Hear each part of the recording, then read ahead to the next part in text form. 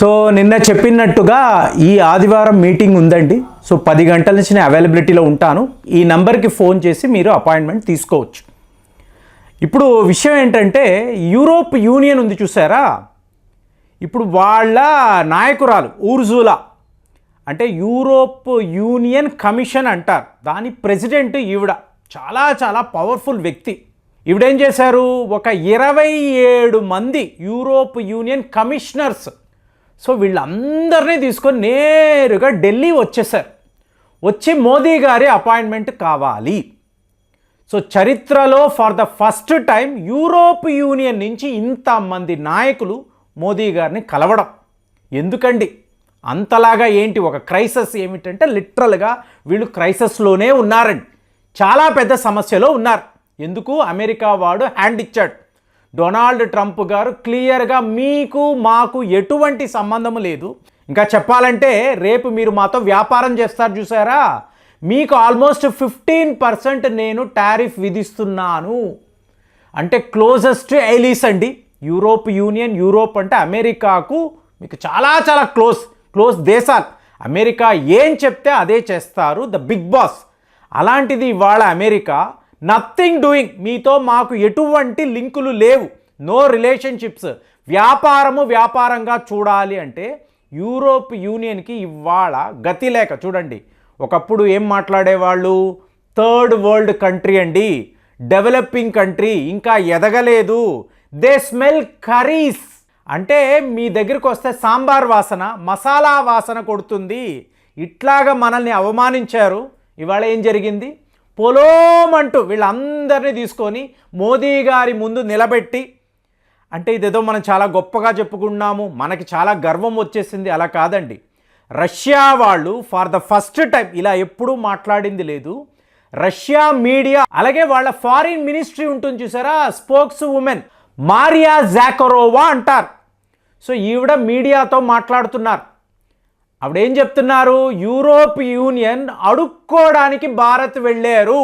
Europe union begging Modi గారి దగ్గరికి వెళ్ళి రష్యా వాళ్ళు ఎన్ని దారుణాలు చేస్తున్నారు చూడండి, రష్యా వాళ్ళకి వ్యతిరేకంగా మీరు మాట్లాడండి, వ్యతిరేకంగా నిలబడండి, వాళ్ళపై శాంక్షన్స్ విధించండి, అడగడానికి బెగ్ చేయడానికి వీళ్ళు భారత్ వెళ్ళారు.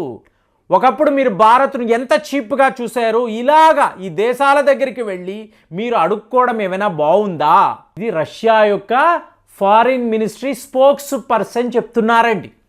ఇంకొక కామెడీ ఏంటంటే, మీకు వ్లాదిమిర్ పుతిన్ గారు చూడండి, ఇవాళ రష్యాకు అమెరికాకు మధ్య మంచి ఫ్రెండ్షిప్ ఉంది.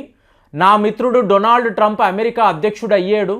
సో మా ఈ ఫ్రెండ్షిప్ని శాబటోజ్ చెయ్యకండి, అంటే మా స్నేహాన్ని పాడు చేసే ప్రయత్నాలు చేయకండి. ఏంటి, రష్యాకు అమెరికాకు స్నేహమా, ఫ్రెండ్షిప్పా? దీనిని యూరోప్ యూనియన్ ఇవాళ పాడు చేస్తుందా? ఎంత విచిత్రం చూడండి. విత్ ఇన్ మంత్స్ మొత్తం ఏమంటారు, ఓడలు బళ్ళు అవుతాయి, బళ్ళు ఓడలు అవుతాయి.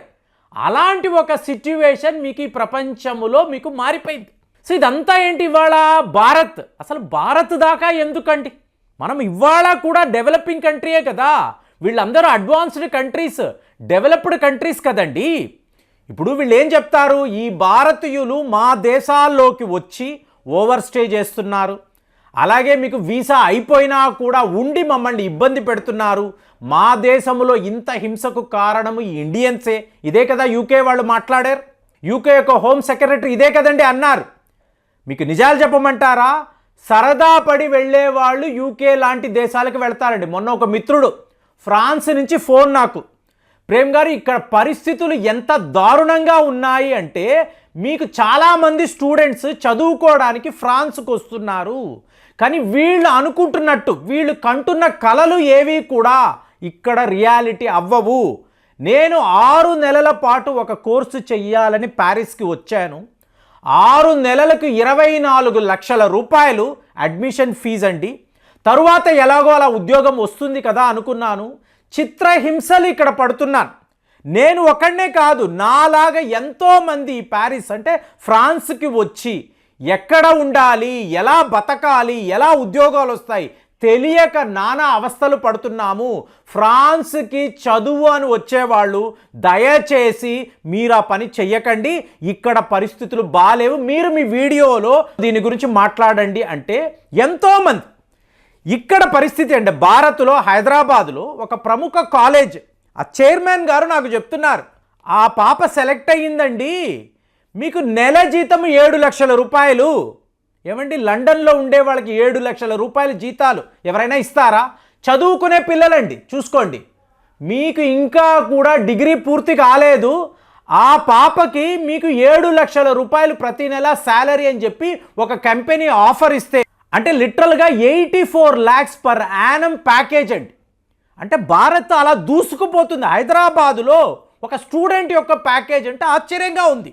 సో అలాగ మనం ఇక్కడ పెర్ఫామ్ చేస్తూ ఉంటే వీళ్ళు ఎక్కడెక్కడో ఏవోవో దేశాలకు వెళ్తున్నారు. ఏముందిలేండి, మాకు అక్కడ ఒక 2 లక్షలు వస్తే, ఆయన చెప్పడం నా ఇన్కమ్ ఒక 1.5 lakh నుంచి 2 lakhs ఉంటుంది, వీళ్ళు ట్యాక్స్ రూపేనా ఓవర్ స్టే చేసావని చెప్పి ప్రతి నెల 80,000 నుంచి 90,000 రూపాయలు కట్ చేసేస్తున్నారు. మాకు అక్కడ ఎటువంటి ఆదరణ లేదు, మమ్మల్ని ఆదుకోవడానికి ఎవరు లేరు. ఒకవేళ ఒక ఎంబసీకి వెళ్ళాము అనుకోండి, మేము ఏదో ఒక రకంగా మీరు మళ్ళీ భారత్ వెళ్ళడానికి ఏర్పాటు చేస్తాము అంటున్నారు, కానీ ఇక్కడ ఉండండి, ఇక్కడ బతకండి అని చెప్పి చెప్పడము లేదు. యూకేలో కూడా ఇదే పరిస్థితి కదా.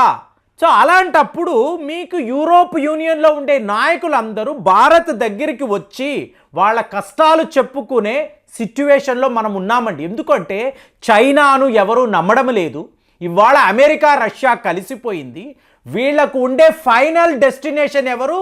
One and only India. ఇక్కడికే రావాలి, ఇక్కడికే వచ్చి మమ్మల్ని ఆదుకోండి.